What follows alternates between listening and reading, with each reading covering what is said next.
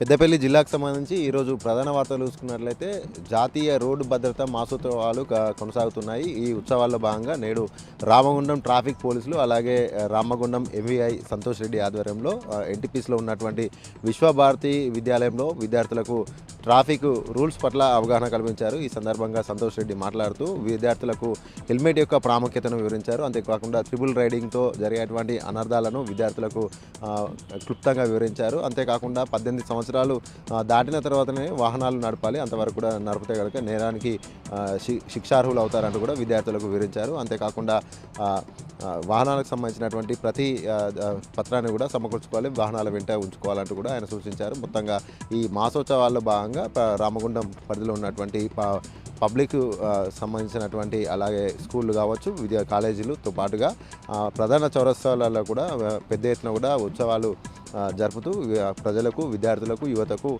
అవగాహన కల్పిస్తున్నట్లు కూడా సంతోష్ రెడ్డి వివరించారు.